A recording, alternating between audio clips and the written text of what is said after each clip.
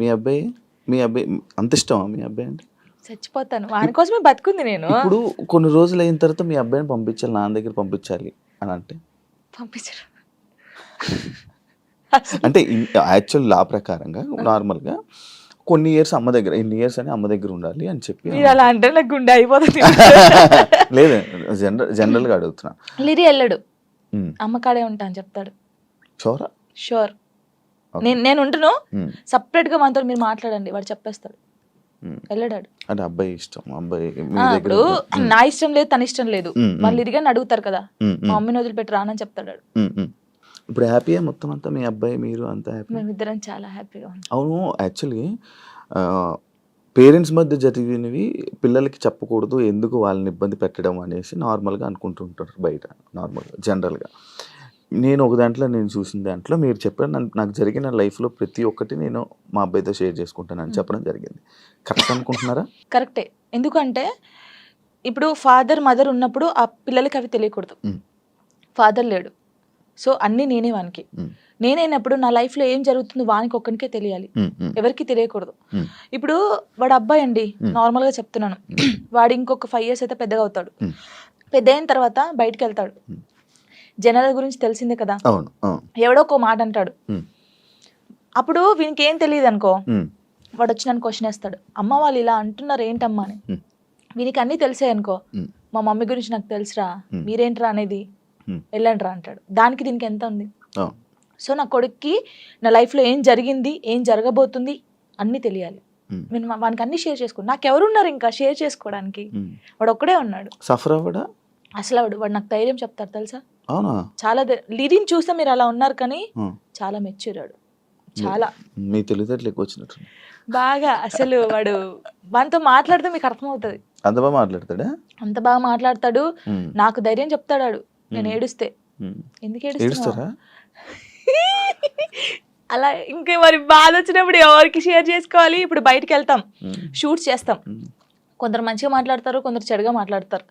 అట్లా మాట్లాడినప్పుడు ఇంటికి వెళ్తాను, మనం చూడగానే ఏడుపు వస్తుంది, గట్టిగా పట్టేసుకొని డాడీ ఇలా అన్నారా ఈ రోజు నన్ను అన్నీ చెప్తాను. శివ గారు తెలుసా, నేను ప్రతి పిన్ టు పిన్ చెప్తాను వానికి. నేను నాకు ఎవరైనా ప్రపోజ్ చేసినా, ప్రపోజ్ చేశారు లిరి నాకు అని చెప్తాను నేను, సీరియస్ గా.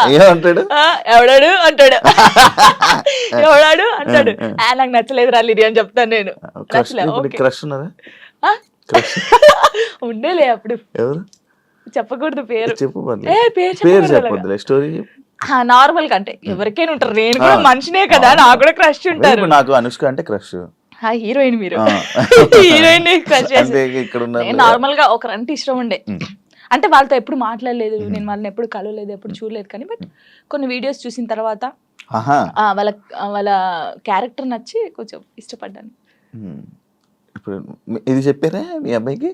చెప్పాను. ఒరే వాళ్ళ క్యారెక్టర్, ఓ అవునా, ఓకే ఓకే. కన్వే చేశారా ఆయన దాకా? చెప్పాను ఆయనకి. అబ్బాయికా చెప్పలేదు, చెప్పాలని లోపు పెళ్లి అయిపోయింది. సీరియస్ గా ప్రామిస్, ఇది ప్రామిస్, ఇది పెళ్లి అయిపోయింది. అయ్యో దేవుడా, పెళ్లి అయిపోయిందా, ఓకే పర్లేదులే, చూసుకుంటున్నారు కదా వీడియోస్, ఓకే ఫైన్, ఇష్టం కదా చూస్తూ ఉందాంలే అలాగా. ఇంకో మ్యారేజ్ చేసుకోవాలని ఆలోచన లేదు లేదా? కింద కామెంట్స్ వస్తూ ఉంటాయి నార్మల్గా, ఫస్ట్ మీ అబ్బాయికి ఫస్ట్ తండ్రిని తీసుకునిరా అని, లేకపోతే ఇలా కామెంట్స్ వస్తుంది, వాళ్ళకి ఏం చెప్పాలనుకో? ఇప్పుడు తండ్రిని కల్పించండి, ఫస్ట్ ఆయన తండ్రి దగ్గర పోనండి. అరే వీనికి ఇష్టం లేదు, వీనికి అన్ని బాగా చూసుకున్నప్పుడు ఇంకెందుకు? ఇప్పుడు తండ్రి అంటే తన లైఫ్ తను చూసుకుంటున్నాడు, హ్యాపీ. మళ్ళీ మేము తన లైఫ్ లోకి వెళ్ళి మేము డిస్టర్బ్ చేయలేము, తను మా లైఫ్ డిస్టర్బ్ చేయడు.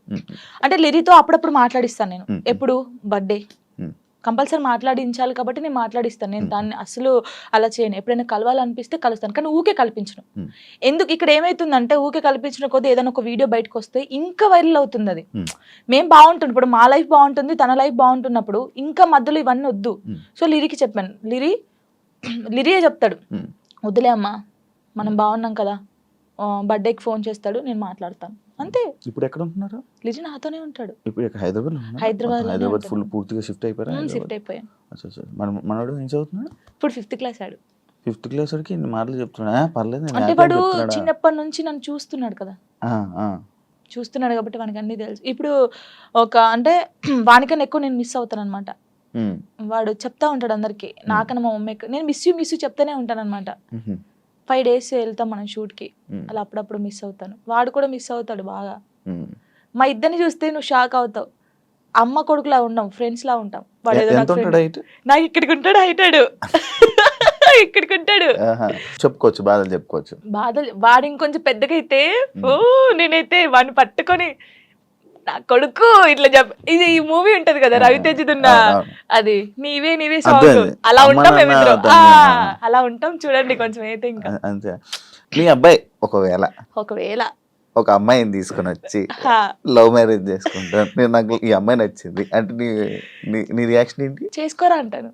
వానికి ఇష్టం కదా, అని ఇష్టం ఉంటే అంటే లవ్ ఎందుకురా అలా అన్నాను. ఇప్పుడు మాది అలా అయిందని అందరిది అలా అవుతుందని అనుకోలేం కదా, కొందరు మంచోళ్ళు ఉంటారు. ఇలా రాసి పెట్టుంది. యాక్చువల్లీ మ్యారేజ్ పైన, పెళ్లి పైన నీ ఒపీనియన్ ఏంటి? చేసుకోవచ్చు మనం, ఇప్పుడు పెళ్లి చేసుకోవచ్చు, కానీ అండర్స్టాండింగ్ ఉండాలి. ఒకటి, చిన్నప్పుడు అయితే చేసుకోవద్దు. ఇప్పుడు మెచ్యూర్ ఉండదు మైండ్, మనం ఏం చేస్తామో తెలియదు. కొంచెం ఇప్పుడు 16 years నుంచి 20, నిజంగా పెళ్లి చేసుకుంటే 25 years 26 years అప్పుడు చేసుకుంటే మనకు అన్ని తెలుసుంటే మనం ఏది తప్పు ఏది రైట్ అనేది మనకు అర్థమవుతుంది. అర్థమవుతుంది అప్పుడు ఎవరితో మనం ఏం మాట్లాడాలని అర్థమవుతుంది. ఈ చిన్నప్పుడు చేసుకొని మనం ఎవరితో మాట్లాడినా తప్పే, లేకపోతే ఇలా ఉంటాయి కదా, అప్పుడు తెలీదు. చిన్నప్పుడు మైండ్ ఎలా ఉంటది, ఏది చేసినా మనం కరెక్ట్ అని మనకు అనిపిస్తుంది, అంటే ఎదుటి వాళ్ళకి అనిపించదు. నేనైతే చెప్పేది 26-25 years అప్పుడు పెళ్లి చేసుకోండి. లవ్ అయినా అరేంజ్ మ్యారేజ్ అయినా అప్పుడు కరెక్ట్ ఉంటారు. విడిపోయాల్సిన ఆలోచన కూడా రాదు. వచ్చినా కూడా ఏదైనా వీళ్ళతో ఉండాలి అనిపిస్తుంది. యాక్చువల్లీ నా ఇంటర్వ్యూస్ లో ఒక ఆనవాయితీ ఉంది, ఏంటి టాటూస్ గురించి అడగడం. ఇవన్నీ టాటూస్ ఉన్నాయి నాకు. నా ప్రతి ఇంటర్వ్యూ ఉంటుంటే కొన్ని ఇంటర్వ్యూస్ లో బాగా జనాలు కనెక్ట్ అయ్యే టాపిక్ నాకు. నీ టాటూస్ చూస్తుంటే నా కళ్ళు అటే వెళ్తాను, ఇందా నుంచి నేను అదే చూస్తాను. ఈ వాచ్ పెట్టుకున్న దగ్గర అయితే మొత్తం ఏదేదో కొట్టేసినట్టు అనిపించింది. ఇది అప్పుడు టోనీ పేరుండే, ఇది ఇక్కడ టోనీ పేరుండే. దాన్ని ఏం చేసావు? ఫ్లవర్ వేయించారు. ఫ్లవర్ వేయించిన తర్వాత అమ్మో ఇంత పెద్దగా ఉంది, రిమూవ్ చేపిస్తున్నాను. ఇదేమో లిరిగంది, ఇది నార్మల్ గా స్టార్, అప్పుడు ఆయనకి ఎయ్య రాలేదు స్టార్. దాన్ని కూడా ఏది గీకినట్టుంది. గీకలేదు, కరెక్టే, అది స్టారే, కావాలని చూసుకోండి, ఏది గీకలేదు.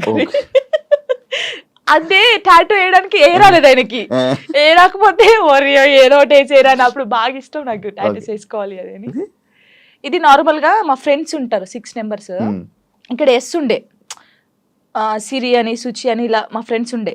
ఈ ఎస్ చూసి ఎవడో అనుకోని నా కామెంట్, ఎస్ అంటే ఎవడి పేరు పెట్టుకున్నావు, అమ్మ ఏంట్రా చర్రా ఇది, ఎవరో ఏమనంటే మార్చేస్తావు అంటే మార్చేయడం కాదు, ఎందుకు ఈ గొడవ మనకి అవసరమా అంటే. మా ఫ్రెండ్స్ నా నుంచి విడిపోయి 2 years అవుతుంది.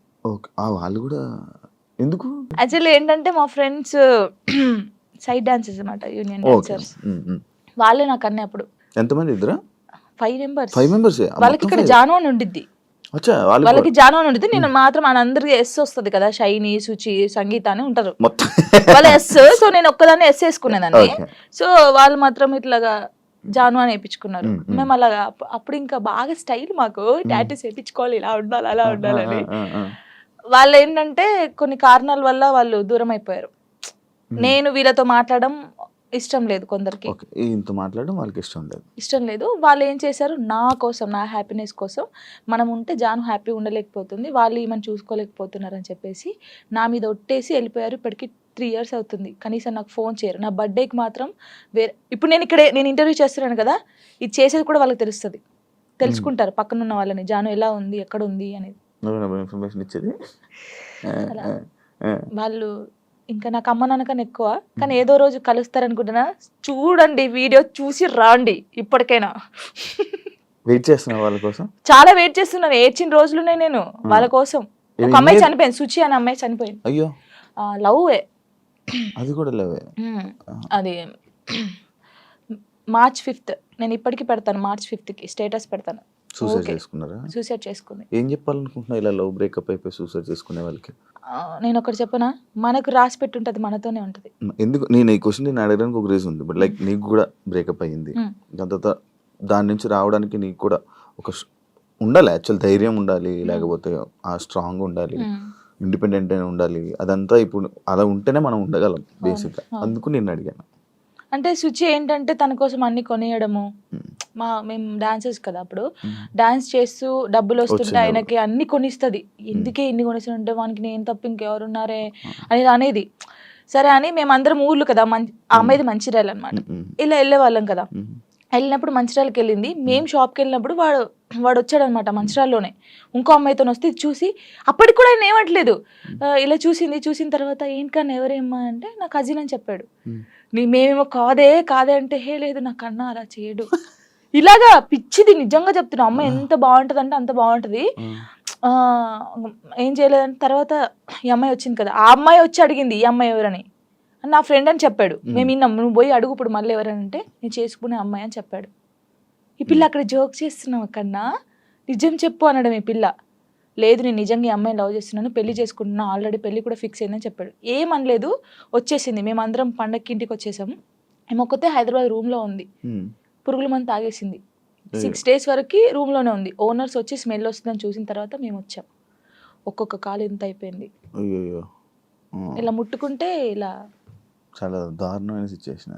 అసలు ఎవరికీ తెలియదు. ఇలా చాలా మంది అవుతున్నారు కానీ ఎవరికీ తెలియదు. నేను చెప్తున్నాను కదా. కానీ నేను ఒక్కటే నిజంగా చెప్తున్నాను, ప్రేమించండి, ప్రాణం కన్నా ఎక్కువ ప్రేమించండి. దక్కట్లేదు అన్నప్పుడు చచ్చిపోవాల్సిన అవసరం లేదు. నువ్వు నిజంగా ఆయన ప్రేమిస్తే అమ్మాయినా అబ్బాయినా లైఫ్ లాంగ్ ఆయన కోసమే నిల్చొని ఉండు. పెళ్లి చేసుకోకు ఎవరిని, తనని చూస్తుండు, వన్ సైడ్ లవ్ చేయి.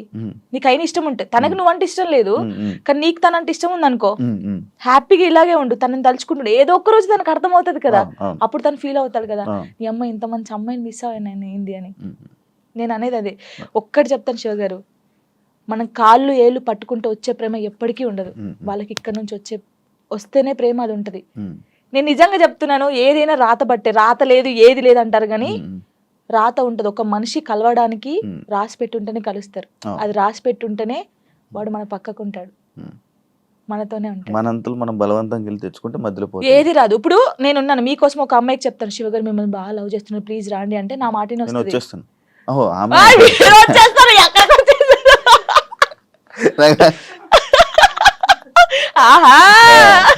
అప్పుడప్పుడు ఇలాంటి ఉండాలి.